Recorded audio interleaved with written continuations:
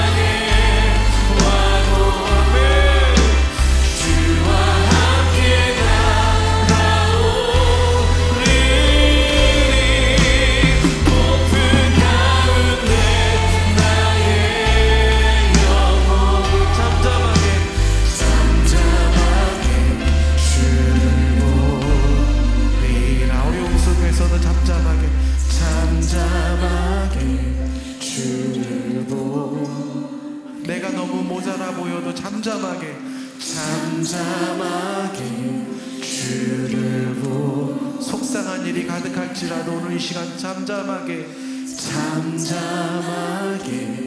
주를 보리라.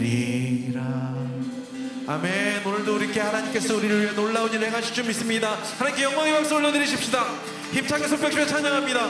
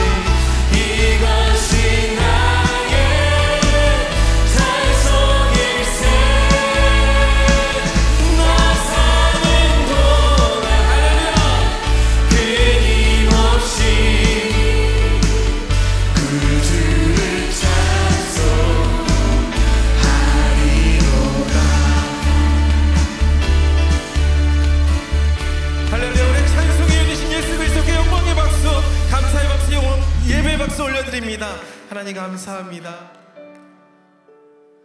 우리 안에 지금 툭 치면 나오는 말이 무엇일까요? 우리 안에 예수가 충만하여서 어떤 상황에도 예수가 나왔으면 좋겠습니다. 무명이어도 공허하지 것은 예수 안에 난 만족하니라. 가난하여도 부족하지 않은 것은 예수 안에 오직 나는 부요함이라. 고난 중에도 견뎌낼 수 있는 것은 주의 계획 믿기 때문이라. 실패하여도 일어설 수 있는 것은 예수 안에 오직 나는 아멘 승리한. 우리 그래서 이렇게 찬양합니다. 할렐루야. 난 예수로 충만하네. 난 예수로 충만하네. 난 예수로 충만하네. 영원한 왕 내 안에 살아계신. 내 몸이 약할지라도 내 몸이 약해도 낙심하지. 난 예수 안에서 예수 안에 난 완전함이. 화려한 세상 부럽지 않은 것은 난 예수로 충만하리라. 난 예수로 충만하네. 세상 모든 것 결코 부럽지 않네. 난 예수로 충만. 영원한 왕께서 내 가슴을 나의 삶 안에 살아계. 난 예수로 충만하네. 세상 모든 것들도 부럽지 않네. 난 예수로 충만하네. 영원한 왕 내 아멘. 다시 한번 전심으로 난 예수로 아멘.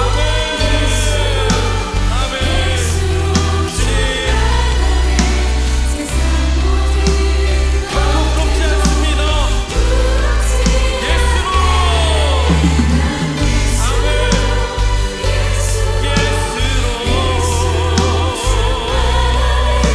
영원한 내 안에 살아계셔서 역사하십니다. 전심으로 난 예수로 충만하네. 세상 모든 것들도 부럽지 않네.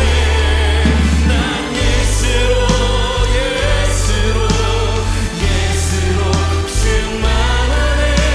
영원한 왕 내 안에 살아계시네. 영원한 왕이 내 안에 영원한 왕 내 안에 살아계시네. 아멘 아멘. 우리 시간 함께 오늘 예배를 위하여 기도하십시다. 우리 하나님께서 이 작은 내 안에 살아계십니다. 그래서 오늘 우리가 넘어지고 실패한 것이 아니라고 말씀해 주셨어요.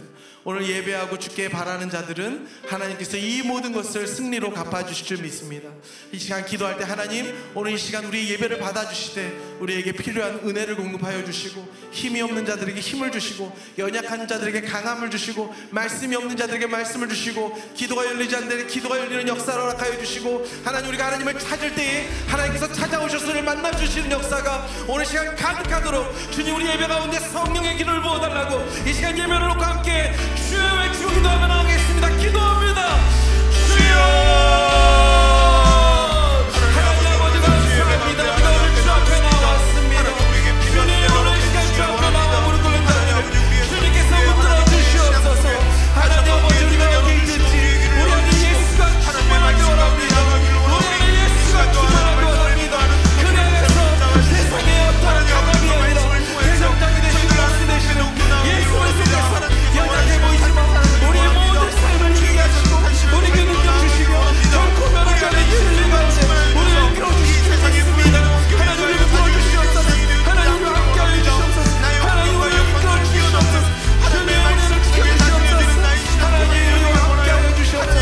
감사합니다. 주님께서 함께하시고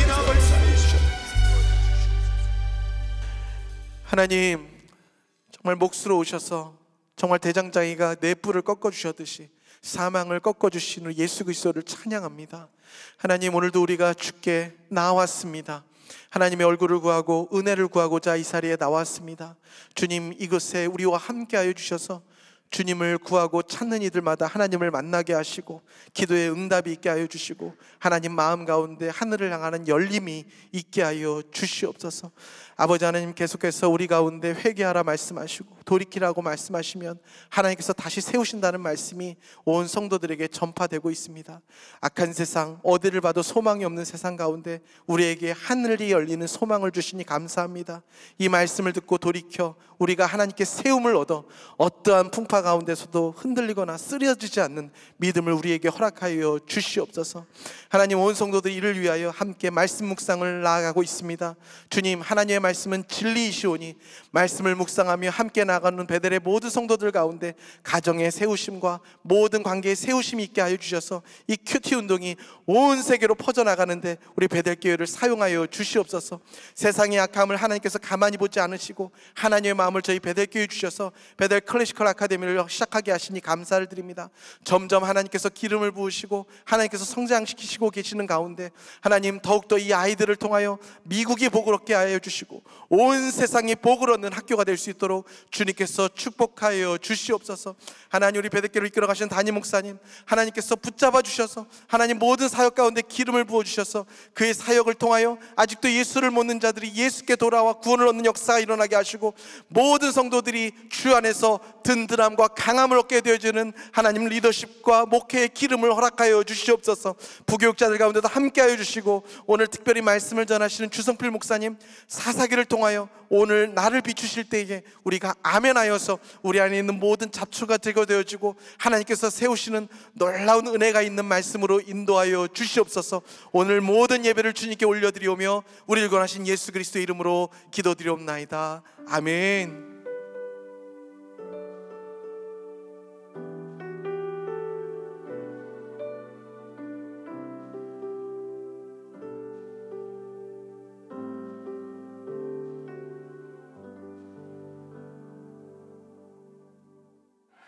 오늘 그래서 세 번째 스토리는 유혹 스토리입니다. 그래서 대표적으로 제가 삼손을 통해서 지난주에 13, 14, 15, 16 넉 장을 좀 읽어옵시오 라고 말씀드렸는데 삼손 스토리를 중심으로 해가지고 삼손까지 어떤 유혹이 있었나라는 것을 좀 살펴볼 겁니다. 근데 그 전에 한 사람을 살펴볼 거예요. 누구냐면 바로 첫 사사였던 온니엘을 살펴보면서 온니엘이 전형적인 샘플 사사거든요. 그래서 하나님께서 샘플 사사로 첫 사사를 딱 보여주셨고 그 사사의 패턴이 이어지기를 바랬는데 그들 가운데 그 패턴이 깨졌어요. 자, 한번 우리가 잘 아는 것처럼 사사기 하면 우리가 순환 구조로 잘 알고 있습니다. 자, 그래서 보통 어떻게 알고 있냐면 이스라엘 하나님께 범죄하면 하나님께서 진노로 그들 가운데 진노하시면서 대부분 이방의 대적들을 데려와서 그들을 압제를 합니다. 이 압제가 계속되면 어떻게 됩니까? 이 압제 중에 이스라엘 백성이 하나님을 향해서 부르짖기 시작하죠. 그리고 부르짖음을 하나님께서 들으시고 본격적으로 사사를 통해서 그들을 구원해내시죠. 자, 그리고 나서 구원이 이루어진 이후에 평화기간이 이어집니다. 그리고 평화기간이 이어지면 그들을 구원해 주셨던 하나님을 보는 것이 아니라 다시금 어떻게 합니까? 그들을 유혹했던 세상을 보면서 다시금 범죄로 빠지는 이 패턴을 여러분이 잘 아시는 것처럼 사사기의 전형적인 순환 구조로 알고 계시지만 12사사 중에 이 순환 구조가 정확히 일치되는 사람은 딱 한 사람, 첫 사사 온니엘밖에 없어요. 그리고 한 5명 정도만 이 구조가 비슷하게 돌아갑니다. 그래서 엄밀하게 사사기는 이 구조를 통해서 너희들이 압제려 받으면 부르짖으라 라는 이 메시지를 담고 있는 그 메시지가 메인 메시지가 아니라는 사실이에요. 자, 그러면 이제 첫 번째로 볼 것 중에 하나는 무엇이냐면 하나님께서는 사사를 통해서 그들을 구원하는 도구로도 쓰셨지만 반면에 이방인의 왕들을 사용하셨어요. 대적들을 사용하셨어요. 어떻게 사용하셨어요? 말 듣지 않는 범죄하는 이스라엘을 치는 회초리로도 쓰셨다는 사실이에요. 우리가 생각하기에는 하나님께서는 사사를 통해서 우리를 구원하는 것으로만 생각할 수 있지만 하나님의 도구는 사사에 그치는 것이 아니라 이방의 민족을 통해서 우리가 잠들어 있을 때 우리를 깨우는 도구로도 사용하신 줄 압니다. 자, 그런데 우리는 첫 번째 그의 사사였던 온니엘을 잠깐 이렇게 살펴볼 건데요. 자, 잘 읽어보시면서 하나님께서는 왜 온니엘을 샘플 사사, 첫 사사로 이렇게 선택하셨을까 하는 것을 잠깐 한번 생각하시면서 읽었으면 좋겠습니다. 사사기 3장 9절인데요. 이스라엘 자손이 여호와께 부르짖음에 여호와께서 이스라엘 자손을 위하여 한 구원자를 세워 그들을 구원하게 하시니 그는 곧 갈렙의 아우 그나스의 아들 온니엘이라 라고 되어 있어요. 자, 이 구절 안에서 혹시 느껴지시는 게 있나요? 온니엘을 선택한 이유? 제가 가로에다가 누구를 써놨죠 지금? 갈렙의 아우 그나스의 아들 온니엘이라고 되어 있어요. 직접적으로 여기에서는 얘기하진 않아요. 왜 그를 선택했는지. 그런데 역사를 알면 하나님께서 왜 온니엘을 선택했겠구나 라는 것을 아실 수 있어요. 사사기 이제 1장으로 잠깐 넘어가서 보면 그 갈렙에 대한 스토리를 이렇게 얘기합니다. 자, 사사기 1장 12절인데 갈렙이 말하기를 기럇세벨을 쳐서 그것을 점령하는 자에게 내 딸 악사를 아내로 주리라 했더니 갈렙의 아우 그나스의 아들인 온니엘이 그것을 점령함으로 갈렙이 그의 딸 악사를 그에게 아내로 주었더라 라고 되어 있어요. 자, 유다 지경의 그 지경을 점령할 때 그 지역을 기럇세벨을 점령하면 이 점령하는 자에게 내가 내 딸을 주겠다라고 얘기했어요. 자, 그럼 온니엘은 어떤 사람입니까? 용기 있는 사람. 용기 있는 자가 미인을 얻나요? 그래서 그 용기를 보고 하나님께서 그를 사사로 선택했다라고 짐작할 수도 있겠지만 그보다도 더 앞선 결정적인 이유가 있어요. 자, 오늘 온니엘의 아내는 누굽니까? 누구하고 결혼했죠? 갈렙의 딸 악사하고 결혼을 했잖아요. 온니엘이. 자, 그런데 갈렙은 어느 지파 출신입니까? 유다 지파 출신이었어요. 그러니까 유다 지파 출신의 전형적인 혈통을 이어오고 있는 악사라고 하는 유다 지파 여인과 결혼을 했다라는 거예요. 자, 그런데 이렇게 유다 지파 내에서 이스라엘 내에서 아내를 맞이해서 결혼했다는 것이 어떻게 사사를 선택할 때 결정적인 기준이 됐겠나? 제가 첫 번째 시간에 말씀드렸던 스토리가 있어요.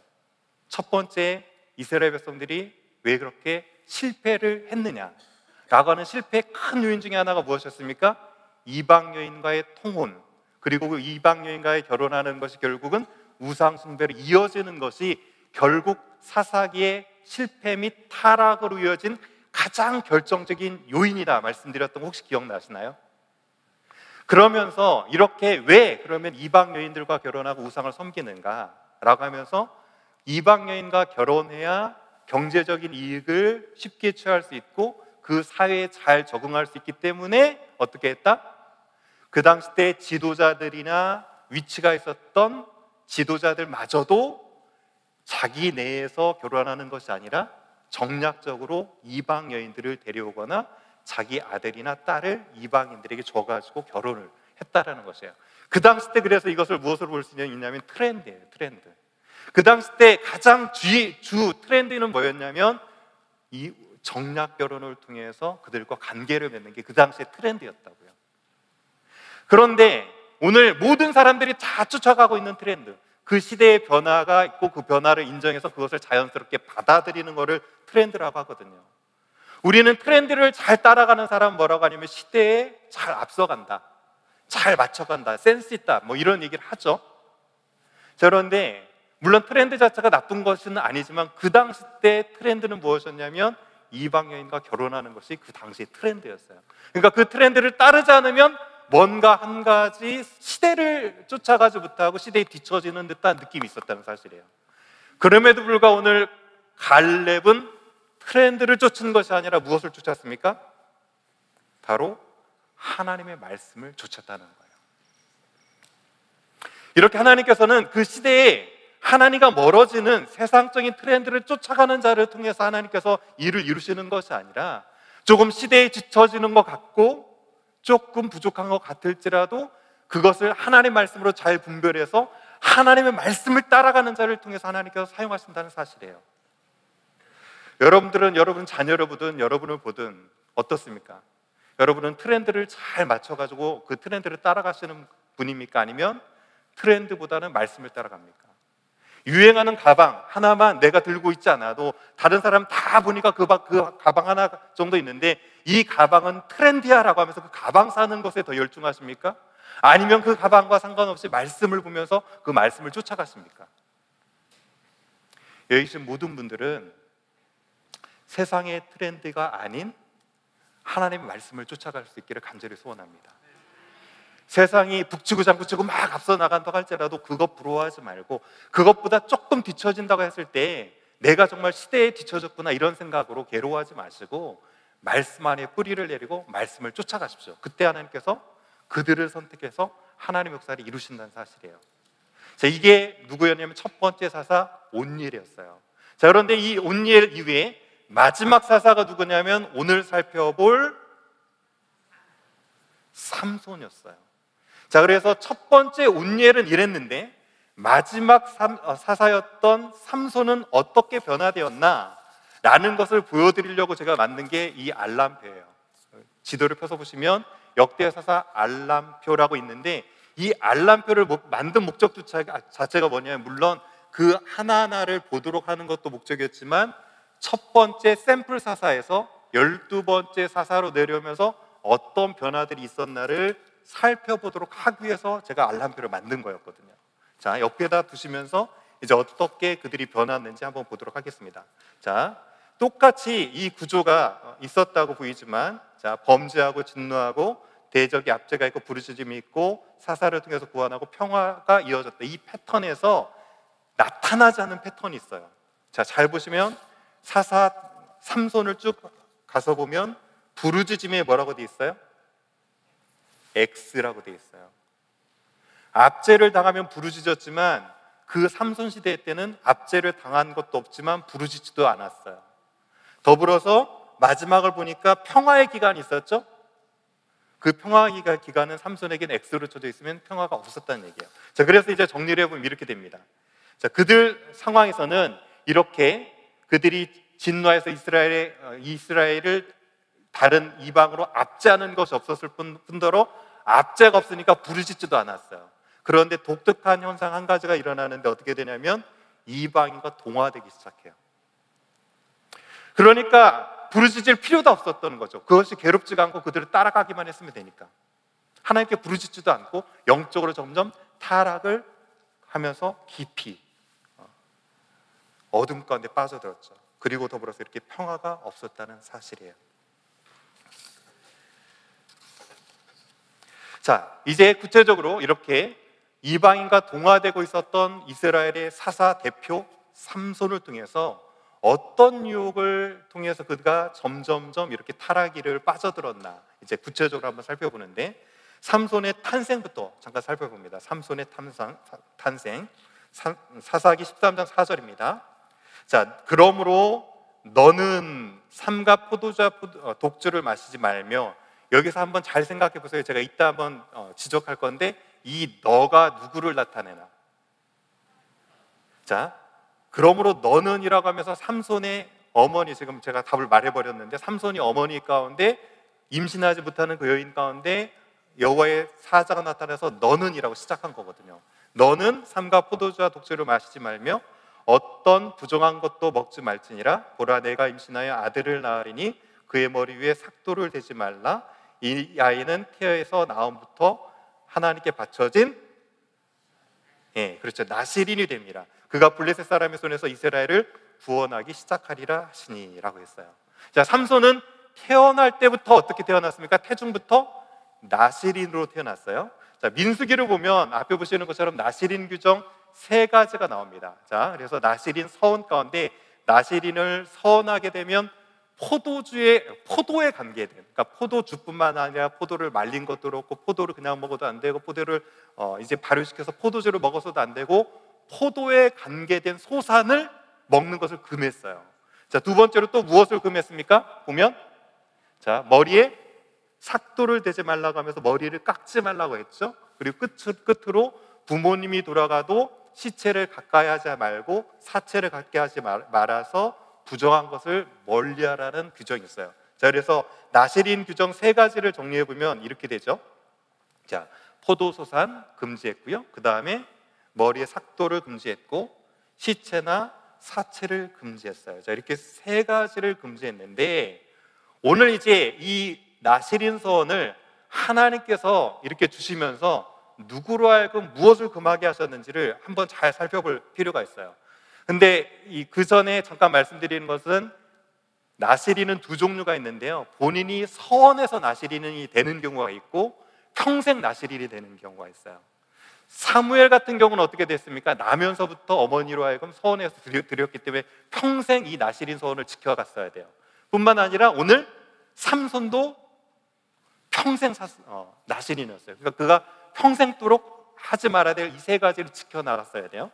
자, 그런데 잘 보면 이것뿐만 아니라 오늘 독특하게 주어진 게 있어요. 자, 오늘 사사기 13장 13절을 읽어드릴 테니까 이 서원이 누구에게 적용되고 있는지 잘 한번 보십시오. 13장 13절. 여호와의 사자가 마노아에게 이르되 내가 여인에게 말한 것들을 그가 다 삼가서, 이렇게 되었어요. 그가. 자, 포도나무의 소산을 먹지 말며 포도주와 독주를 마시지 말며 어떤 부정한 것도 먹지 말고 내가 그에게 명령한 것은 다 지킬 것이니라 하니라. 자, 여기서 그가 누굴까요? 그에 해당되는 동사가 전부 삼가다, 먹지 말다, 마시지 말다, 그 다음에 지킬 것이다 라고 되어 있는데, 히브리어의 동사에는 격이 표현되어 있어요. 성수격이 표현되어 있다고요. 이것은 3인칭 남성이라고 하면 그는 분명히 누구를 뜻합니까? 삼손을 뜻해요. 그렇죠? 삼손이 태어날 것이니까 나실인 규정을 지켜라고 되어 있는데, 흥미로운 것은 이게 3인칭 남성이 아니라 여성 단수예요. 여성 단수. 자, 그러면 누구를 뜻할까요? 자, 삼손을 뜻할까요? 삼손의 어머니를 뜻할까요? 아까 13장 4절에서 너는 이라고 하면서 이 너는이 제가 누구를 뜻한다고 그랬죠? 삼손의, 그렇죠, 어머니를 뜻했어요. 자, 그러니까 오늘 삼손을 나실인으로 태어나게 하면서 그 어미였던 삼손의 어머니에게 뭐라고 하냐면, 너는 나실인인 서원에 준하는 포도주나 독주를 마시지 말 거며 라고 부정한 것을 가까이 하지 말 것을 주셨다는 얘기예요. 근데 우리는 그동안 생각할 때 이 나실인 서원은 누구에게만 주어진 걸로 생각했습니까? 삼손에게만 주어진 걸로 생각을 했는데, 실은 삼손에게 주어지기 이전에 삼손이 태중에 있으니까 누구에게도 동일하게 주어졌어요? 그렇죠, 어머니에게도 주어졌어요. 왜 그러면 어머니에게도 이 나실인 서원이 주어졌을까요? 나실인의 양육을 위해서는 누가 그 나실인의 합당한 삶을 먼저 살아야 된다는 것을 메시지로 담고 있습니까? 어머니가 먼저 나실인 아이의 자녀를 양육하기 위해서는 그의 합당한 삶을 살아야 된다라는 것을 메시지로 담고 있는 것이죠. 그래서 나실인 자녀 양육은 나실인의 어머니로 합당한 삶을 사는 것입니다라는 사실이에요. 자, 그러면 태중에 있을 때는 그렇다고 쳐요. 어머니만 나시린답게 살면 되겠다라고 생각하지만 자녀 양육의 몫이 어머니에게만 있습니까? 물론 1차적으로는 신앙교육의 몫은 어머니에게 있어요. 그런데 이 자녀가 태어나는 순간 누구를 보면서 자라게 되죠? 어머니만 보고 자라는 것이 아니라 부모를 다 보면서 자라게 되죠. 그렇기 때문에 자녀를 나시린답게 키우기 위해서는 그 양육의 책임은 누구에게 있다? 저와 여러분에게 있다는 사실이에요. 나시린은 거룩하게 구별된 그리스도인을 뜻합니다. 오늘날로 우리 자녀들이 그리스도인답게 자라기 위해서는 그가 태중에 있을 때부터 그에 합당한 삶을 우리가 살아야 되고, 더불어서 그 자녀 양육의 몫은 우리 부모에게 있다는 사실이에요. 너는 그리스도인답게 살라 라고 말하는 것이 아니라 그 말을 하기 전에 내가 먼저 그리스도인답게 사는 것이 중요하다는 사실이죠. 여기 계신 모든 분들은 여러분의 자녀뿐만 아니라 여러분의 자자대대손손 그리스도인으로 아름답게 자라기를 소원하십니까? 그렇게 되기를 정말 소원하십니까? 그렇다면 그 몫은 여러분에게 달려있어요. 여러분이 얼마만큼 그리스도인답게 살아가느냐에 따라서 그 자녀들은 자연스럽게 보고 배울 수 있다는 사실이에요. 자, 이제 삼손에게 있었던 유혹을 이제 구체적으로 살펴볼 거예요. 첫 번째로 삼손에게 보였던 유혹이 있어요. 오늘 두 가지로 크게 나눌 건데, 보이는 유혹과 보이지 않는 유혹, 이렇게 두 가지 개념으로 나눌 건데, 첫 번째 살펴보는 것은 보이는 유혹이었어요. 자, 사사기 14장 3절을 보면 이렇게 얘기합니다. 삼손에게 이제 직접 보였던 유혹입니다. 그의 부모가 그에게 이르되 내 형제들의 딸들 중에나 내 백성 중에 어찌 여자가 없어서 내가 할례 받지 아니한 블레셋 사람들에게 가서 아내를 맞이하려 하느냐 하니, 삼손이 그의 아버지에게 이르되 내가 그 여자를 좋아하오니 나를 위하여 그 여자를 데려오소서 하니라 라고 되어 있어요. 자, 그의 아버지가 얘기한 거죠. 형제 딸도 있고 백성에, 우리 백성 중에 여자들도 있는데 너는 왜 하필 할례도 받지 않은 블레셋 사람들에게 가서 그 여자를 데려오려고 하니? 라고 하니까 삼손이 이렇게 얘기했어요. 뭐라고 했어요? 그 여자를 좋아하오니라고 되어 있어요. 좋아하오니. 자, 그런데 여기서 좋아하다라는 뜻의 의미가 있어요. 단순히 좋아한다는 의미가 내가 누구를 좋아한다라는 의미가 아니거든요. 성경에서는 이 좋아하다는 의미는 뭐라고 있냐면 내 눈에 옳습니다라는 뜻이에요. 그러니까 자기 눈에 보기에 옳다라는 얘기예요. 아버지 의견은 어떨지 모르지만 나는 세상 트렌드를 따라가는 게 옳다고 생각돼요. 아버지 구차한 그 구시대적인 얘기 하지 말고 그것은 캐캐 묵은 말씀 안에 있는 얘기고 내 눈에 보기에는 트렌드를 쫓아가는 게 더 좋아 보여요 라고 하는 말이거든요. 그러면서 동시에 오늘 보니까 7절에도 내 눈에 들었다라는 표현이 있죠. 자기 눈에 들은 거예요.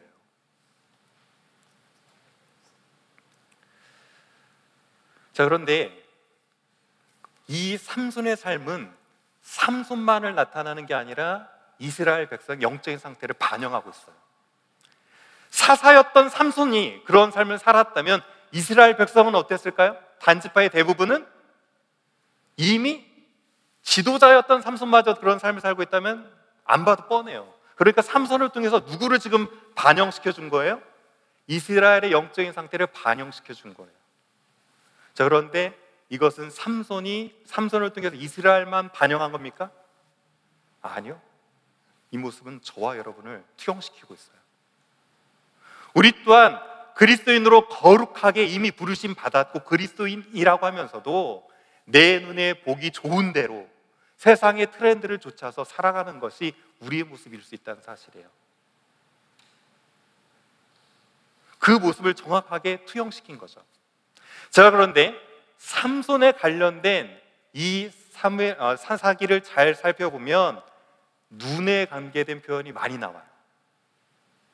눈에 들었다, 눈에 좋게 보였다, 내가 그 여자를 보고 데려왔다 보다는 단어들이 많이 눈과 관계돼서 사용되거든요.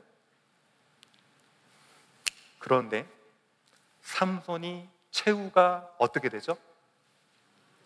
어떻게 됩니까? 블레셋이 잡자마자 뭘 해버려요? 섬뜩해요, 정말. 그가 눈에 보기 좋은 대로 행동하니까 하나님께서는 그의 체육 가운데 무엇을 해버린 거예요? 네 눈 보기 좋은 대로 하지 말라고 하면서 그 눈을 빼내셨어요. 마태복음 18장 9절 보면 만일 내 눈이 너를 범죄하게 하든 빼어내버리라. 한 눈으로 영생에 들어가는 것이 두 눈을 가지고 지옥에 들어가는 던지는 것보다 낫다라고 하면서 삼손의 눈을 뽑아버렸다는 사실이에요. 그래서 자기의 눈에 오른 대로 행하다가 결국 블레셋 손에 눈을 뽑혀버리는 이런 섬뜩한 일이 펼쳐지는 게 삼손 스토리예요. 우리 소견에 보기 좋은 대로 행하다가 하나님께서는 그것을 그대로 냅두시기를 원하지 않으세요. 왜? 그대로 있으면 지옥에 갈 거니까 그 눈을 뽑아서라도 어떻게 한다? 하나님 나라에 거하게 하려고 우리를 때리실 수도 있다는 사실이에요. 자, 눈에 보기 좋은 대로 따라가는 것이 아니라 하나님의 말씀을 따라가실 수 있기를 소원합니다. 자, 여러분 이제 지도를 잠깐 펴보시는데 지도 그리기를 잠깐 하고 이제 그 다음 스토리로 좀 넘어가 보겠습니다. 여러분 나눠드렸던 지도 이렇게 안쪽을 이렇게 펴보세요. 이렇게 이미 지금 그려졌다면 여러분 1강, 2강 통해서 그렸다면 이렇게 그려져 있을 거예요. 자, 이렇게 펴보시고 이제 이 지도 안에 삼손 스토리를 다 한번 써보고 그 다음 스토리를 이어갈 거예요. 자, 한번 지도를 피셨으면 블레셋이라고 하는 곳은 5개 도시, 방백 도시가 연합으로 이어진 연합도시입니다. 그래서 펜을 가지고 블레셋 5도시에다가 한번 표시를 할 건데 첫 번째로 제일 밑에 보시면 가사 있죠? 가사. 거기에다가 네모로 이렇게 표시해 보시죠. 네모로 가사 밑에 제일 밑에 있죠? 다이아몬드 모양 2개 있는 그 사이 밑에 보면 가사라고 있어요. 그래서 가사 첫 번째로 네모 표시해 보시고 두 번째로 조금 해안 쪽으로 올라와 가지고 아스글론이라고 있죠? 거기에다가 네모 박스를 쳐보시고 아스글론. 자, 그 다음에 세 번째로 더 올라와서 아스돗이라고 있죠. 아스돗. 블레셋 같은 불자 옆에 아스돗 있어요. 거기다 박스를 쳐보시고 자, 그 다음에 그 옆에 보시면 에그론이라고 있어요. 에그론. 한번 박스 쳐보시고 자, 그리고 마지막으로 가드라고 있죠. 이 가드는 골리앗의 고향이 가드거든요.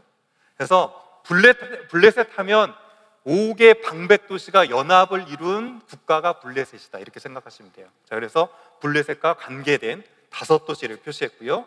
자, 이제 번호를 쓸 건데 어디에다 쓰시냐면 자, 12라고 있었던 소라 옆에다가 2를 쓰시고 뭐라고 쓰시냐면 탄생 쓰세요. 자, 소라 옆에다가 다이아몬드 표시 있는데 거기다 2를 쓰시고 탄생. 자, 이곳이 어디냐면 소라가 삼손의 출생지예요. 그러니까 태어난 곳이에요. 그래서 탄생 써보시고 탄생한 이후에 두 번째로 이어지는 스토리가 어디냐면 딥나로 내려가 가지고 이제 사자를 입을 찢고 수수께끼 됐던 저기 딥나거든요. 그래서 그 밑에 2를 쓰시고 딥나 옆에다가 사자 수수께끼 이렇게 써보시면 돼요. 사자 수수께끼. 자, 여기까지 쓰셨죠? 예. 딥나 옆에다 2 사자 땡땡 수수께끼 써보시는 거예요. 자, 그 다음에 3은 조금 위로 올라갑니다. 올라가서 유다적 옆에 이제 에담이라고 써 있는 그 옆에다가 3을 쓰시고 라맛 레히 에낙고레 이렇게 써보시면 돼요. 라맛 레히 에낙고레 새 나귀뼈로 1000명을 죽이고 있었던 그 다음에 목말라가지고 에낙고레라고 울부짖었던 셈이 바로 이곳입니다. 그래서 3 쓰시면 되고요. 자, 4는 어디에 쓰시냐면 다시 가사 처음에 박스 쳤던 가사 옆에 쓰시고 4라고 쓰시고 기생이라고 쓰시면 돼요. 기생. 자, 가사 옆에 4 기생. 자,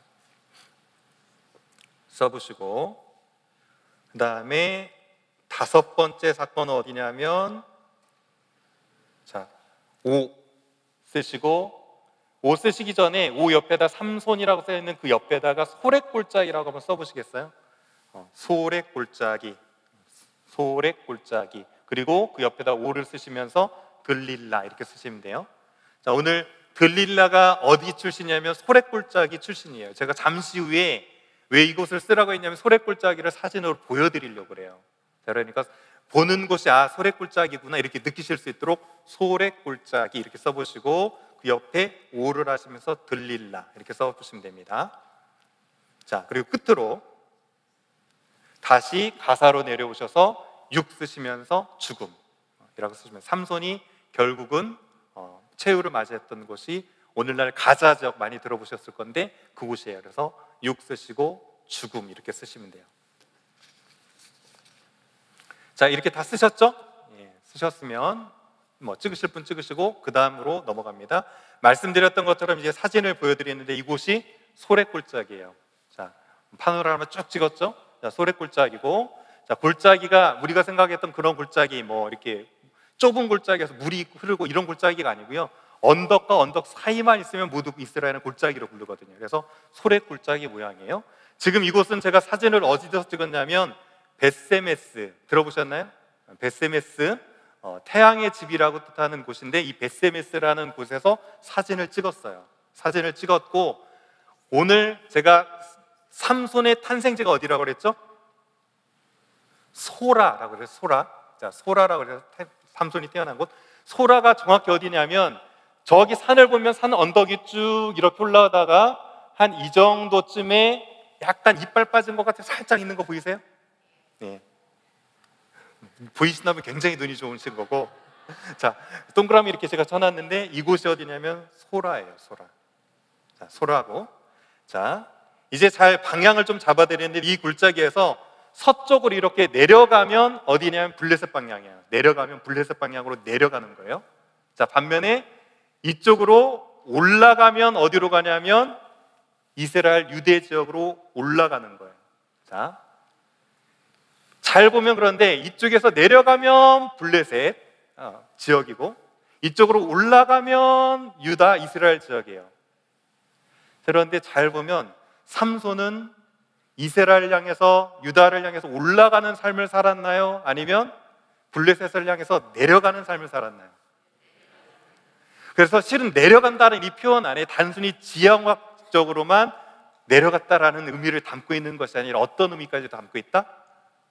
영적으로도 그가 타락의 길을 점점 내려가는 삶을 살았다라는 것을 간접적으로 지형학적으로 용어적으로 표현하고 있다는 사실이에요. 그래서 삼손은 유다를 향해서 자꾸 올라가는 삶을 살아야 되는데 세상을 향해서 자꾸 내려갔다는 사실이에요. 자, 이걸 이제 조금 더 자세히 보여드리면, 자, 아까 제가 사진 찍었던 곳이 이곳 벳세메스라는 곳이고요. 우리가 첫 번째 사건을 살펴볼 딥나가 어디냐면 이 정도예요. 그러니까 내려가는 방향이 저쪽에 약간 물이 고여 있는 그 옆에가 딥나예요. 딥나. 자, 그리고 아까 이빨 살짝 빠진 것 같은 게 보이는 이 산 쪽 이 정도 되는데 이 지역이 어디냐면 소라라고 되어 있어요. 이 지역이 소라. 이렇게 올라가면 이스라엘 방향으로 올라가는 거예요. 자, 그런데 이 소라에 가보면 오늘날 삼손의 흔적이 남아져 있습니다. 그래서 유대인들도 가끔 이 소라라는 곳에 와가지고 있다 가는데 이곳에 딱 가보면 소라에 가보면 뭐가 있을까요? 안 가보셨으니까 알 수가 없죠. 자, 소라에 가면 무엇이 있냐면 삼손의 무덤이 있어요. 그래서 삼손이 묻힌 곳이 이곳이다라고 하면서 소라의 아버지 마누아의 장지에 장사 지냈다라는 표현이 나오거든요. 그래서 그 전통에 따라 가지고 이곳에 삼손의 무덤이 있다. 이렇게 이제 전승되고 있습니다. 자, 이 정도 이렇게 살펴보면서 이제 그 다음으로 넘어가서 구체적으로 이제 오늘 들어갑니다. 삼손의 여인들을 잠깐 살펴볼 건데 삼손의 첫 번째 여인이 누구였냐면 딥나 여인이었어요. 딥나 여인. 자, 딥나 여인 얘기를 잠깐 이제 살펴보는데 사사기 14장 14절입니다. 삼손이 그들에게 이르되 먹는 자에게서 먹는 것이 나오고 강한 자에게서 단 것이 나왔느니라 하니라. 그들이 사흘이 되도록 수수께끼를 풀지 못하더라. 이렇게 돼 있어요. 자, 그런데 이 수수께끼를 낸 배경이 있죠. 어떻게 했냐면 이제 삼손과 더불어서 딥나 여인이 결혼식을 앞두면서 한 30명의 블레셋 청년들을 다 불러다가 정략적으로 그들과 관계를 맺게 하려고 합니다. 그러면서 이런 관계 안에서 삼손이 무엇이라고 하면 이 수수께끼를 내는 거죠. 그래서 너희가 맞추면 내가 배옷 30벌과 어떻게 하겠다? 속옷 30벌을 주겠다. 하지만 내가 맞추면 어떻게 할라? 그것을 달라고 하는 거죠. 그런데 이 수수께끼는 잘 아시는 것처럼 그 딥나로 내려가면서 젊은 사자를 입을 찢었고요, 사자가 죽은 그 시체 아래 꿀이 보이는 것을 보고 나서 그 경험으로 이 문제를 만들어낸 거잖아요. 자, 그런데 결과적으로 어떻게 됐습니까? 블레셋 사람들이 알아맞히지 못했어요. 그러자 아내 됐던 그 딥나 여인이 거의 울상이 돼가지고 울다시피 하니까 눈물을 보고 나서 이 마음이 약해진 삼손이 답을 얘기해 줍니다. 자, 그러자 어떻게 됩니까? 그 게임에서 루저가 되죠. 지게 되죠. 그래서 어떻게 했냐면 그가 이제 내려가가지고 아스클론이라는 곳으로 가가지고 노력해서 30명을 쳐 죽이고 그 물건들을 가져다가 줬어요. 그렇죠? 그러니까 블레셋에서는 난리가 난 거죠. 이 일이 어떻게 됐나라는 상황들 가운데 이제 추후에 어떤 일이 벌어지냐면 얼마 시간이 지나지 않아서 다시 그 삼손이 그 여인을 아내를 보러 가거든요. 그러니까 그 아내를 보러 갔는데 무슨 일이 펼쳐집니까? 그 아내를 삼손이 친구에게 줘버렸어요. 그러면서 무엇이라고 하냐면 그 동생이 있는데 그 동생을 줄 테니까 네가 그 동생을 차지하라고 얘기합니다. 자, 그런데 삼손은 그 동생을 거부하거든요. 자, 왜 거부했을까요? 첫 번째로 생각해 볼 것은 말이 딥나 여인보다 아름답다고 했지만 실물은 그렇지 못했다. 뭐 이렇게 생각해 볼 수도 있겠죠. 첫 번째. 또 어떤 생각을 할 수 있겠습니까? 자매하고는 결혼하지 않는다? 뭐 이거는 조금 그런 게 라헬과 레아도 자매지간이었잖아요. 이유가 있어요. 왜 거절했냐면 실은 지참금을 또 내야 되거든요. 동생을 데려올 때 그냥 데려올 수 있는 것이 아니라 이 블레셋의 장인이 머리를 쓴 거예요. 지참금 한번 받아 먹었으니까 그 딸은 다른 사람에게 줘버리고 나는 모르겠다 해버리고 어떻게 한 거죠? 둘째 딸을 줄 테니까 너 지참금 내고 다시 데려가라고 했어요. 자, 그런데 그것을 거부하죠.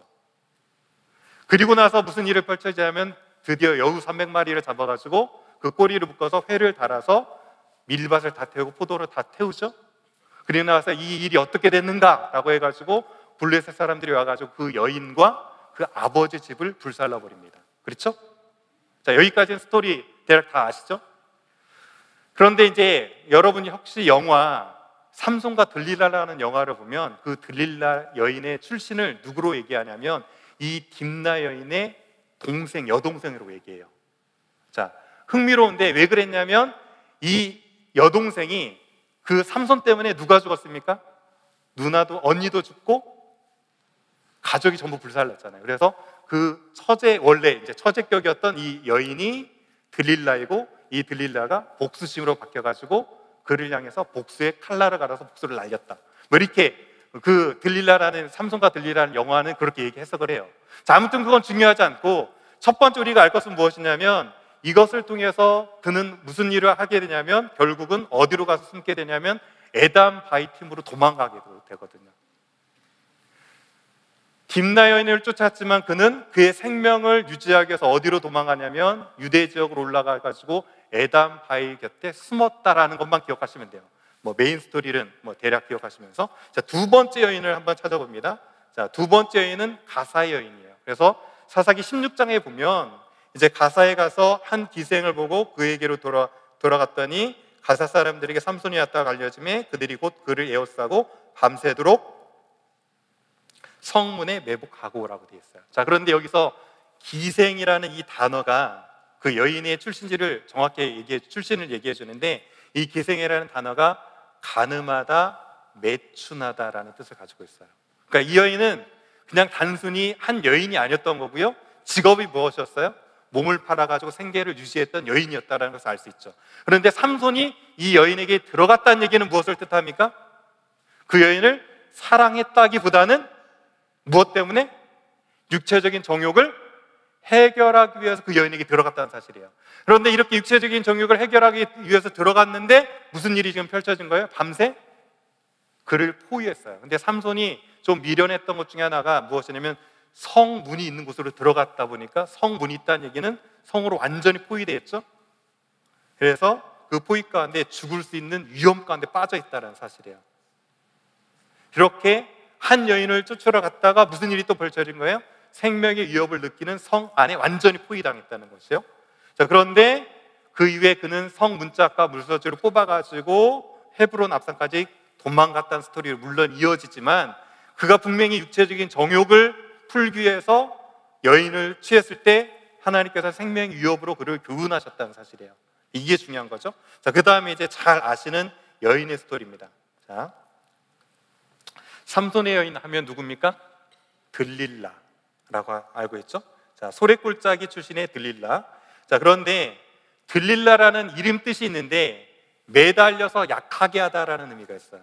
그러니까 매달려서 약하게 하는 의미를 가지고 있을 뿐만 아니라 더 많은 학자들이 동의하는 것 중에 하나가 뭐냐면, 들릴라가 여인의 이름이 뜻이 무엇이냐면 밤의 여인이라는 뜻이 있어요. 들릴라, 히브리어로 밤하면 라일라거든요. 라일라, 들릴라 비슷하죠? 그래서 이 여인은 밤의 여인이라는 뜻이 있어요. 자, 그 다음에 속았던 삼손은 누구냐면 쉐메시라고 하면 태양이거든요. 쉐메시, 샴손 비슷한가요? 쉐메시, 샴손. 그래서 삼손이라고 하는 것은 작은 태양을 뜻해요. 어느 누가 봐도 빛은 어둠에 지지 않는데, 이 삼손의 경우는 어떻게 되냐면 작은 태양이 완전히 어둠 가운데 휩싸여 버려가지고 유혹 가운데 넘어지는 것을 그 이름 안에서도 담고 있어요. 자, 첫 번째 유혹은 무엇이냐면 들릴라가 이렇게 대놓고 유혹을 하는 거예요. 뭐라고 얘기하죠? 어떻게 너를 결박할 수 있고 너를 굴복하게 할 수 있느냐라고 대놓고 얘기하거든요. 완전히 뭐 이렇게 물어보지 못할 것 같은데 완전히 대놓고 얘기해요. 이 대놓고 얘기하는 것에 조금도 주저하지 않고 뭐라고 얘기합니까? 새 활줄 7으로 나를 묶으면 나는 힘을 쓸 수 없다라고 얘기해요. 자, 그런데 어떻게 됩니까? 그 여인이 블레셋 군들을 매복시켜 놨다가 블레셋을 통해서 그를 잡으라고 할 때 그 줄을 실처럼 끊어버리고 나오죠. 이 정도 되면 이제 들릴라가 어떤 여인이구나라고 알 것 같은데, 속고 또 속아요. 자, 두 번째 이렇게 물어보죠. 너는 나를 거짓과 나를 희롱했다라고 하면서 물어봅니다. 어떻게 결박할 수 있어? 라고 또 물어보죠. 자, 그러니까 뭐라고 얘기합니까? 새 밧줄로 나를 묶으면 돼, 이렇게 얘기해요. 자, 이 정도면 또 그 여인이 나를 이렇게 속이고 있구나라는 걸 충분히 알 법한데, 삼손은 또 어떻게 합니까? 그대로 당해요. 자, 그리고 세 번째 그 여인이 이제 또 물어보는 거죠. 끈질게. 어떻게 결박할 수 있어? 라고 물어보니까 세 번째는 머리털 7을 7가닥을 배틀에 섞어 짜면 돼 라고 얘기해요. 이 정도면 죄송합니다. 이 정도면 좀 제발 그 여인은 나를 속이는구나 라고 알 수 있어야 되는데, 네 번째 또 물어봐요. 그러면서 결정적인 카드를 얘기합니다. 네가 나를 3번이나 조롱했고 네 마음이 내게 없는 거 보니까 어찌 나를 사랑한다고 하느냐 라고 하면 그 사랑을 들며 얘기거든요. 그러니까 이 삼손이 죽을 것 같은 번뇌를 한 이후에 뭐라고 얘기하죠? 나시린의 서원을 그대로 얘기해줘요. 자, 그런데 그 나시린의 서원을 얘기해주고 나서 아이러니한 건 무엇이냐면, 얘기한 이후에 삼손은 어떻게 했습니까? 어디에서 잠들었죠? 들릴라의 무릎 위에서 잠들었어요.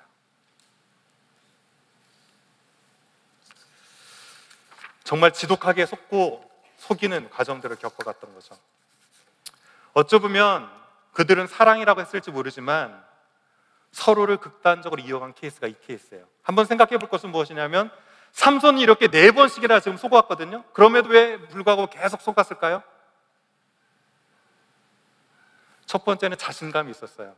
어떤 상황 가운데서도 나는 어떻다? 때만 되면 그것을 다 물리치고 이길 수 있었다라는 극도의 자신감이 있었다라고 얘기하는 거고요. 두 번째로는 중독 증후군이 있는데, 중독 증후군은 무엇이냐면 사실을 부인하는 거예요. 내가 나의 쾌락을 주는 것을 얻기 위해서 현실에 있는 사실을 부인하는 거예요. 그러니까 어떻게 되냐면 그 여인으로 인한 호의나 여인의 사랑을 얻기 위해서 그 여인이 나를 4번씩이나 배반하고 있고 블레셋에게 팔았음에도 불구하고 어떻게 생각한 거예요? 그것은 부인하고 있는 거죠. 그건 사실이 아니야. 그것은 사실이 아니야. 이 여인이 판 게 아니야. 이 여인이 판 게 아니야. 라고 하면 어떻게 한 거죠? 계속 중독을 즐기는 거죠. 우리도 그럴 수 있다는 사실이에요. 여러분 가운데 무엇인가 중독되고 그것에 자꾸 갈 때 일어나는 증상 중에 하나가 무엇이냐면 부인이에요. 그러면서 이것은 내가 맘만 먹으면 언제든지 이길 수 있다라고 생각해요. 게임에 막 중독돼 있다가도 게임 내가 맘만 먹으면 어떻게 할 수 있다? 당장이라도 안 할 수 있다라고 생각하는 거죠. 그러면서 거기에 점점 속고 속이면서 중독돼 가는 거죠. 자, 반면에 이 여인은 어땠어요? 어떤 마음에 그렇게 4번씩이나 속였을까요? 사랑을 빌미 삼아서. 그에게는 이 삼손을 팔아서 힘의 근원을 알려주는 순간 무엇이 생기죠? 물질이 생길 뿐만 아니라 블레셋의 영웅이 되는 거예요. 저 들릴라가 우리를 삼손의 손에서 구했다라고 하는 거죠. 그래서 어찌 보면 이들은 서로를 사랑하는 것이 아니고 서로를 이용한 거죠. 자기의 가치를 드러내고 그의 가치를 취해서 그것을 취해 있는 것을 사랑으로 착각한 거죠. 자, 그런데 오늘 삼손에서 배워야 될 교훈이 있어요. 딥나 여인 때도 하나님께서는 그 딥나 여인으로 취했을 때 분명히 애담으로 피하게 하는 위험을 주셨어요. 가사의 기생을 취했을 때도 성 안에 포위되는 위험을 주셨어요. 들릴라가 4번 속이는 동안 계속 배반을 당하면서도 위험의 사인을 계속 주셨어요. 그런데 삼손은 이것을 통해서도 무엇을 했냐면 배운 것이 하나도 없었어요. 삼손은 육정과 내로남불의 사랑에 눈멀어가지고 어려움을 겪으면서도 배운 것이 아무것도 없었다는 사실이에요. 여러분 삶 가운데 하나님께서 어려움을 주시는 것은 레슨을 주시기 위함이에요.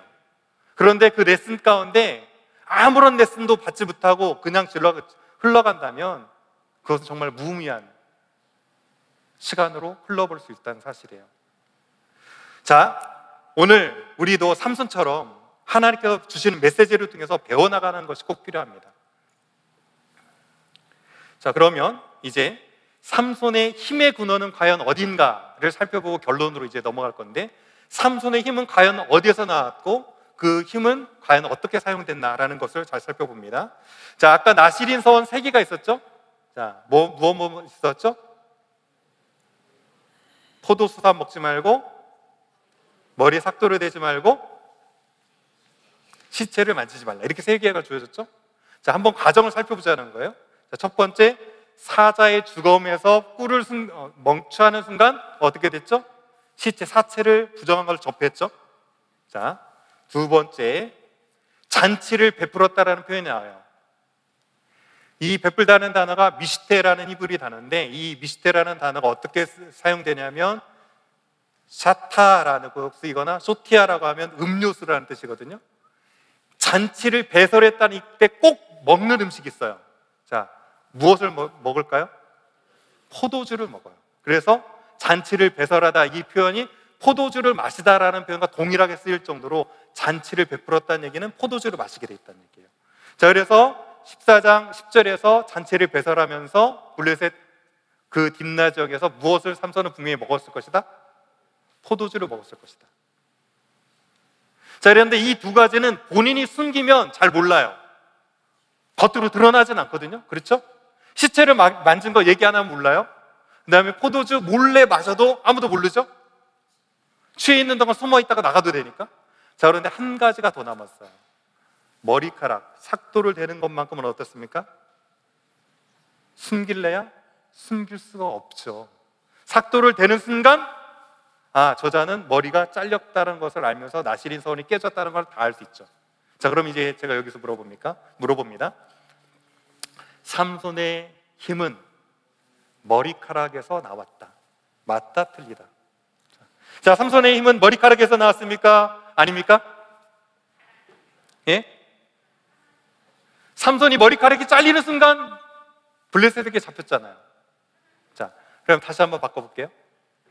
삼손이 힘이 빠진 것은 나시린 서원 3개를 모두 깼기 때문이다? 아니다? 삼손이 3개를 다 깨뜨렸잖아요. 지금 마지막으로 딱 깨뜨리자마자 잡혔잖아요. 이다? 아니다?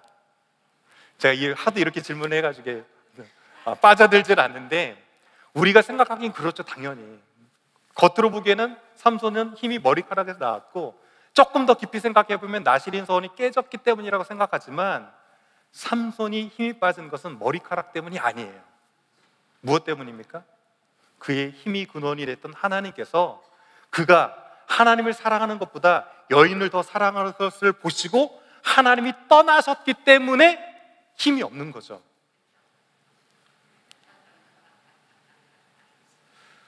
우리에게 힘이 되시는 하나님이 함께 하시는 것이 중요하다는 사실이죠. 오늘 이 삼손은 그 하나님이 떠나는 이 상황 가운데 그 나실인의 소원을 깨면서 모든 규약을 깼을 뿐만 아니라 하나님이 떠나시는 그런 타락의 길로 빠진 게 삼손이라는 사실이에요. 자, 이것이 곧 그의 머리의 힘의 근원은 머리카락이 아니라 누구다? 하나님이시다라는 사실이에요. 자, 여기까지가 보이는 유혹이었어요. 자, 보이는 유혹을 제가 쭉 풀어냈어요. 여인을 통해서 보고 하면서 보이는 유혹에 빠졌죠. 자, 그러면 여기서 이제 생각할 것은 보이지 않는 유혹인데, 여러분이 생각하시기에는 목사님, 삼손에게 보이는 유혹 말고 보이지 않는 유혹이 또 있었어요? 라고 생각할지 모르지만 진짜 유혹은 지금부터예요. 자, 어떤 유혹이 있었나 한번 잘 살펴보십시오. 자, 보이지 않는 유혹으로 이제 시작합니다. 자, 보이지 않는 유혹. 사사기 16장 20절 말씀이에요. 들릴라가 이르되 삼손이여 블레셋 사람이 당신에게 들이닥쳤느니라 하니 삼손이 잠을 깨어 이르기를 내가 전과 같이 나가서 몸을 떨치리라 하였으나 여호와께서 이미 자기를 떠나신 줄을 깨달지 못했더라. 자, 이게 왜 유혹입니까? 라고 생각할 수 있지만 삼손은 이제 머리카락이 잘렸음에도 불구하고 잠에서 깨어가지고 블레셋이 당신을 잡으러 왔어요 라고 들릴라가 얘기해 주니까 뭐라고 하냐면 하나님이 떠나신 줄도 모르고 그래 내가 가서 그 블레셋을 이기리라 라고 했어요. 이게 무슨 유혹이 있었을까요? 삼손에게는 나는 하나님의 선택받은 백성으로 절대적으로 하나님의 선택에 그 축복은 떠나지 않도록 믿게 하는 유혹이 있었어요. 자, 말이 조금 어렵나요? 자, 정리를 이렇게 해볼 수 있죠. 자, 삼손에게 어떤 유혹이 있었냐면 당연히 받을 만한 자격이 있어서 하나님의 축복을 받는다고 믿게 하는 유혹이 있었어요.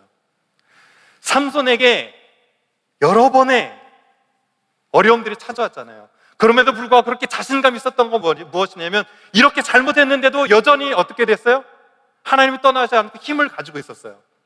딥나 여인 때도 그랬고 가사 여인 때도 그랬고 들릴라의 4번의 관계를 통해서도 자신의 모든 것을 발산하면서 점점 타락의 길로 가고 있음에도 불구하고 어떻게 됐냐면 힘은 여전히 있었다는 거예요. 그러니까 어떤 유혹이 있었던 거죠?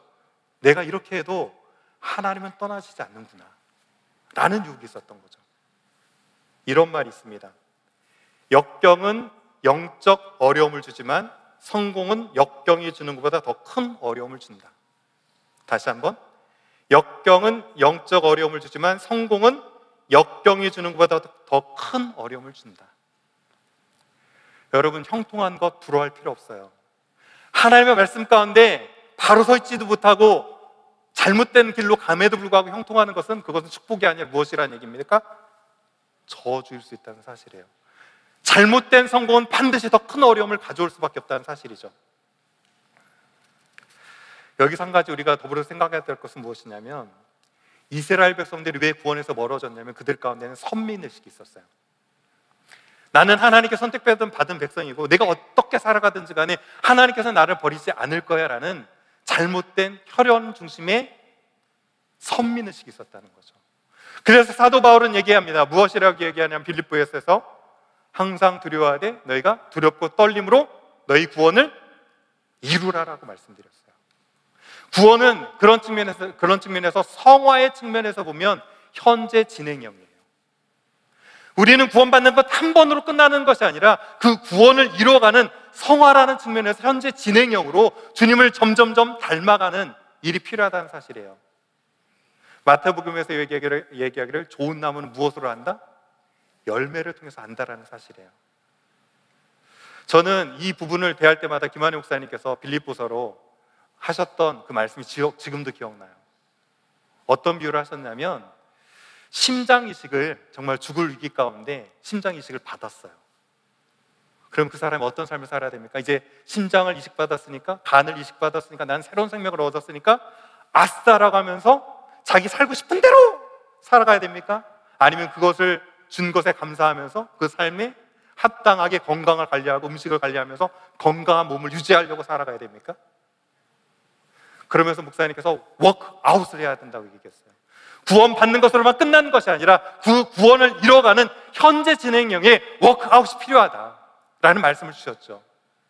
여러분은 여러분 가운데 그 무엇으로도 살 수 없는, 그 무엇으로도 바꿀 수 없는 구원의 은혜를 입었다면 그 구원의 은혜를 받은 자답게 현재 진행형으로 자칫 잘못된 선민의식에 빠져서 점점점 목이 고다가는 것이 아니라 늘 끼어서 그 구원을 이뤄가는 자리에 있습니까?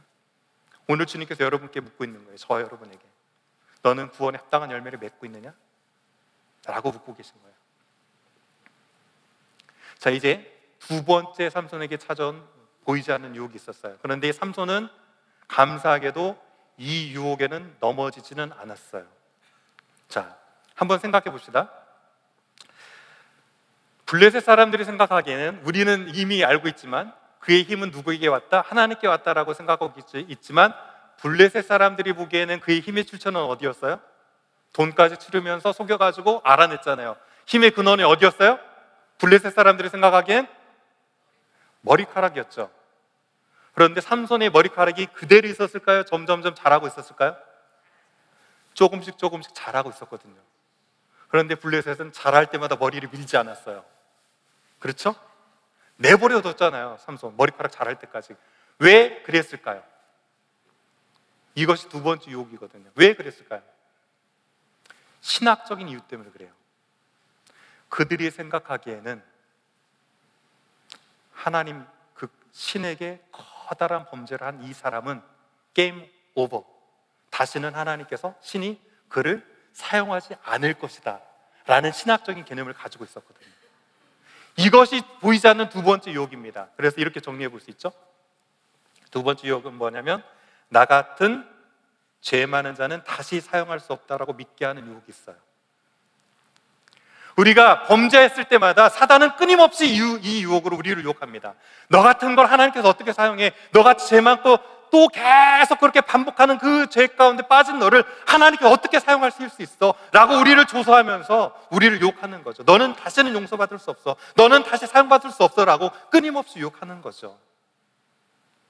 하지만 우리의 구원은 칭의라는 점에서는 과거형이에요. 뭐라고요? 칭의라는 관점에서는 과거형이에요. 로마서 8장 1, 2절을 보면 이렇게 되어 있죠. 이제 그리스도 예수 안에 있는 자는 결코 정죄함이 없나니 이는 그리스도 안에 있는 생명의 성령의 법이 죄와 사망의 법에서 너를 해방할 것임이라 하였습니다. 과거형이에요. 과거형. 우리의 속죄, 칭의의 문제만큼은 예수 그리스도께서 십자가에서 단번에 해결해 주셨기 때문에 우리가 어떠한 범죄 가운데 빠질지라도 하나님께서는 우리의 현재와 과거와 미래의 죄가도 이미 그 십자가 보혈에서 다 대가를 치르셨기 때문에 회개하고 주 앞에 돌이키는 자마다 하나님께서는 여전히 우리를 은혜로 다시금 사용하신다는 사실이에요. 그렇지만 블레셋은 그렇지 못할 것이라고 우리를 삼손을 유혹했죠. 그럼에도 불구하고 삼손은 그 유혹에 넘어지지 않았다는 사실이에요. 자, 삼손의 최후를 잠깐 살펴보고 이제 삼손의 믿음에 대해서 얘기하면서 오늘 말씀을 마치려고 하는데요. 삼손의 최후에 대해서 잠깐 살펴봅니다. 이제 사사기 16장 29절을 보면 삼손이 집을 버틴 두 기둥 가운데 하나는 왼손으로 하나는 오른손으로 껴 의지하고 삼손이 이르되 블레셋 사람과 함께 죽기를 원하라 하고 힘을 다하여 굽힘에 그 집이 무너져 그 안에 있는 방백들과 온 백성에게 덮이니 삼손이 죽을 때 죽인 자보다 살았을 때 죽인 자보다 잠시만요.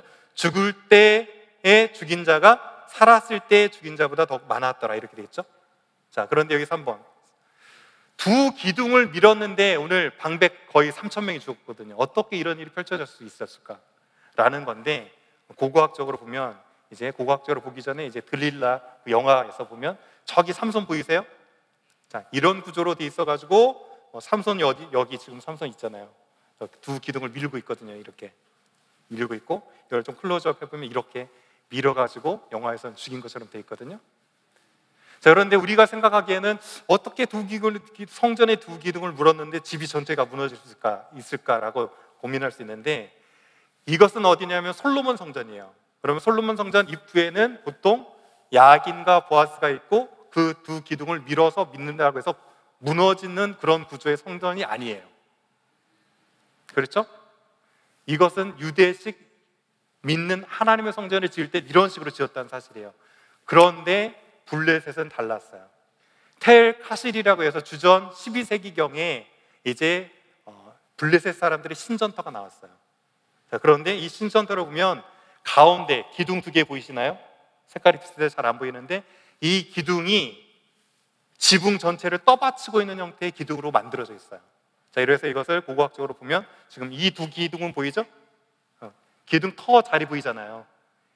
이것이 한 6피트밖에 되지 않아요. 그래서 밀면 지붕 전체가 무너지는 형태로 블레셋은 이렇게 신전을 지었다는 얘기예요.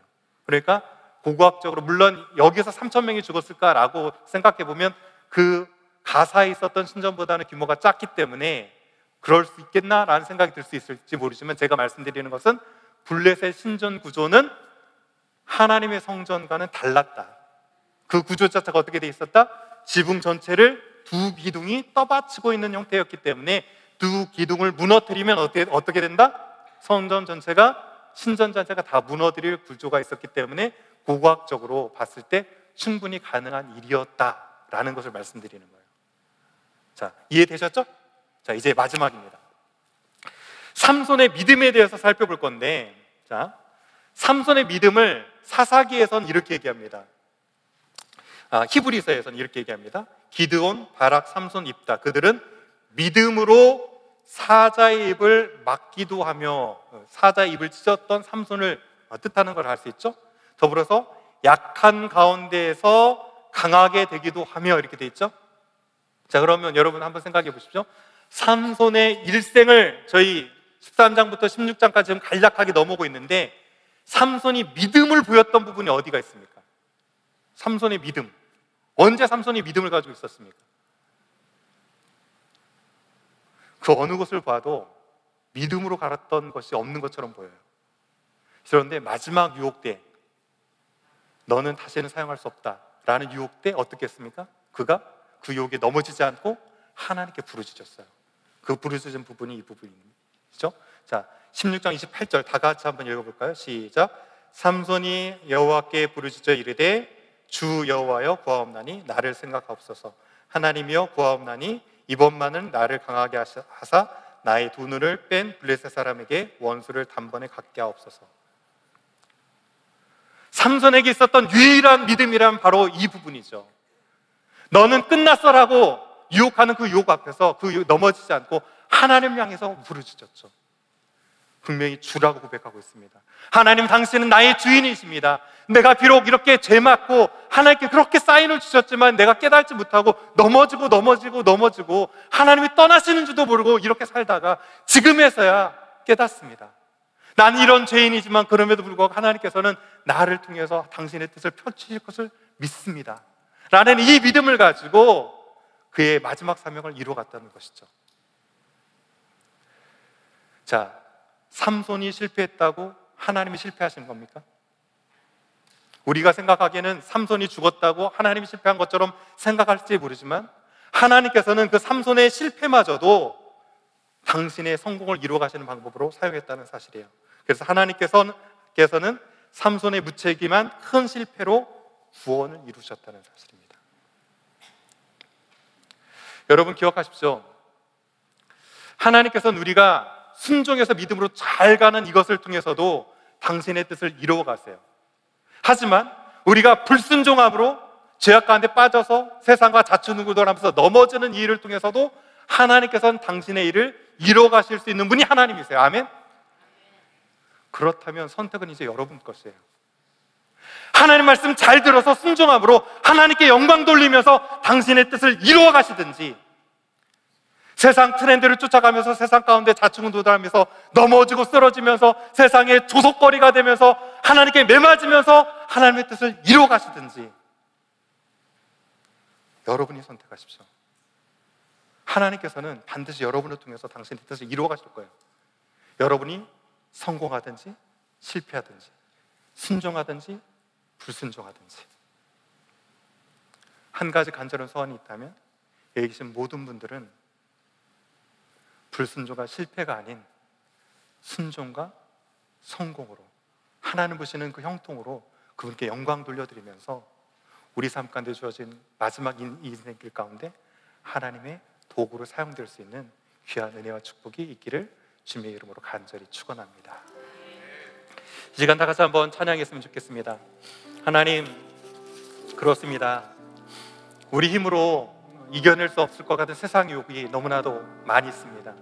세상 트렌드를 쫓아가지 않으면 도태되는 것 같은 그런 유혹이 있을 때가 있습니다. 하지만 이 세상 유혹, 내 힘으로 이기는 것이 아니라 오늘 나와 함께 하시는 능력의 하나님으로, 우리의 대장 되신 그 주님의 이름으로 승리하며 나갈 수 있는 저희 되게 하소서 하는 마음 가지고 다 같이 세상 유혹 시험이 내게 물려올 때 찬양하며 나갑니다. 찬양하셨습니다.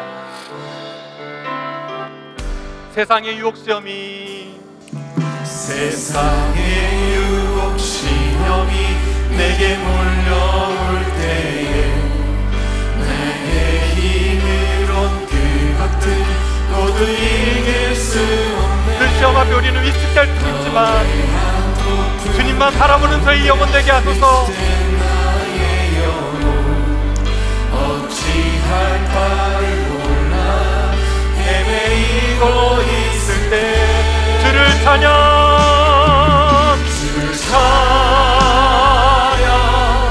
손을 들고 찬양.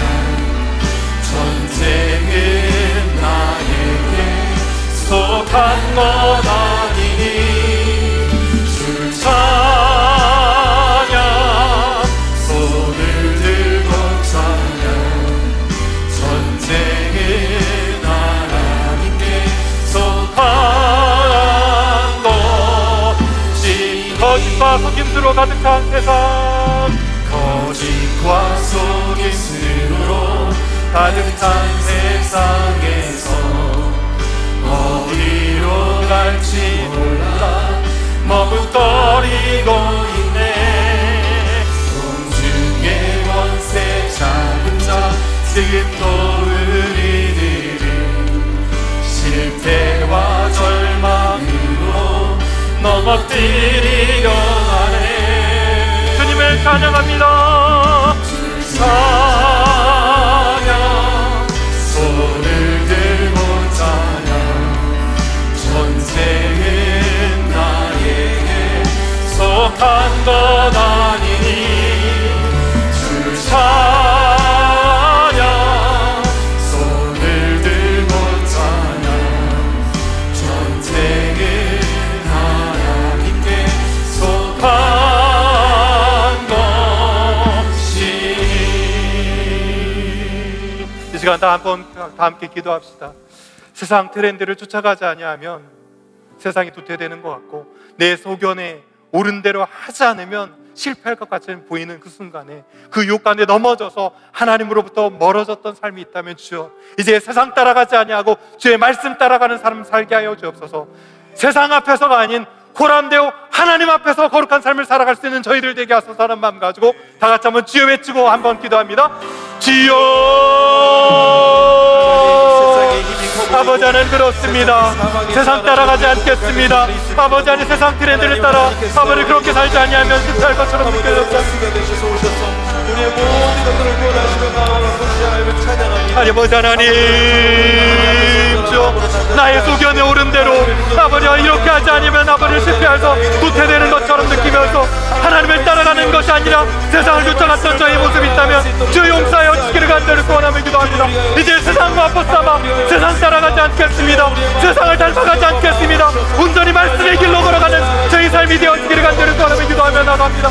말씀 따라가 아버지 주님과 아버지 안에 주님께서 주신 능력 알고 세상 유혹 가운데 넘어지지 두려워하지 아니하고 아무리 세상 욕심 가운데 몰려올 때 그것들 나의 힘으로 이길 수 없게 주님을 의지하는 삶을 살아가게 하시고 그 세상의 실패의 욕 가운데 넘어지지 않게 하시고 세상 소리에 귀 기울이지 아니할 수 있도록 주님 붙들어 주옵소서. 아무리 영적으로 교만하지 않게 하시고 늘 겸손할 수 있도록 주님 붙들어 주셔서 주님 따라가는 저희 삶에 살아갈 수 있도록 주님 붙들어 주기를 간절히 소원하며 기도하오니 주여 붙들어 주옵소서. 주님 붙들어 주셔서 주를 찬양 주를 찬양 주를 찬양 주를 찬양 손을 들고 찬양 전쟁은 나에게 속한 것 아니니 주를 찬양 손을 들고 찬양 전쟁은 하나님께 속한 것이니 주위를 둘러보면 아무도 없는 것 3절 찬양합니다.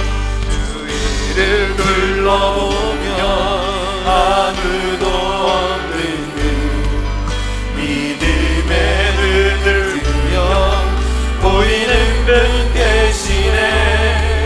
지금도 내 안에서 역사하고 계시는 사망과 어둠의 권세 물리치신 예수님 두 손을 높이 들고 주를 찬양 주를 찬양 손을 들고 찬양 전쟁은 나에게 속한 것 아니니 주를 찬양 손을 들고 찬양 전쟁은 하나님께 속한 것이니. 다 같이 한번 다시 기도할 때 사단은 끊임없이 보이지 않는 유혹으로 우리를 넘어뜨리려 갑니다. 은혜 받을 만한 자격이 있는 것처럼 여기면서 당연히 구원받은 것이라는 아련함 가운데 빠져서 생활하고 있는 것이 우리의 모습은 아닌지 은혜 받은 자의 합당한 열매를 맺게 하여 주시옵소서. 어떠한 죄악 가운데 있을지라도 회개하는 자의 간구를 들으시고 다시 사용하시는 그 십자가의 사랑 붙들고 이 시간 일어설 수 있도록 주여 은혜를 주시옵소서라는 마음 가지고 주여 외치고 다 같이 한번 기도합니다. 주여 아버지 하나님 주여 안일함 가운데 빠져있지 않습니까? 아버지 하나님 날마다 죽어주고 살아가는 아버지 하나님 은혜를 입을 수 있도록 주여 주시기를 간절히 소원합니다. 아버지 하나님 주여 십자가의 구원으로 모든 것이 될 것을 그 은혜를 붙들고 어떤 죄악의 습관 가운데도 넘어지지 않게 하시고 아버지 하나님 날마다 죽어주고 살아가는 이 부활 신앙으로 겸손히 주 앞에 설 수 있는 저희들이 되어줄 수 있도록 주님 붙들어 주기를 간절히 소원하며 기도합니다. 아버지 이 세상 가운데 있는 유혹 아버지 하나님 사단의 유혹 가운데 넘어지지 않게 하시고 욕정들을 덮으시고 전쟁은 나에게 속한 것이 아니라 하나님께 속한 줄 믿사오니 대장 되신 예수 그리스도를 붙들고 늘 승리하는 저희들 되어줄 수 있도록 주님 역사하여 주기를 간절히 간구하며 기도하니 주님 붙들어 주옵소서. 주님 그렇습니다. 아버지 어떤 유혹 가운데도 넘어지지 않는 삶을 살아갈 수 있는 저희들 되어줄 수 있도록 주님 붙들어 주옵소서. 주님 함께 하소서. 주님 붙들어 주옵소서. 주님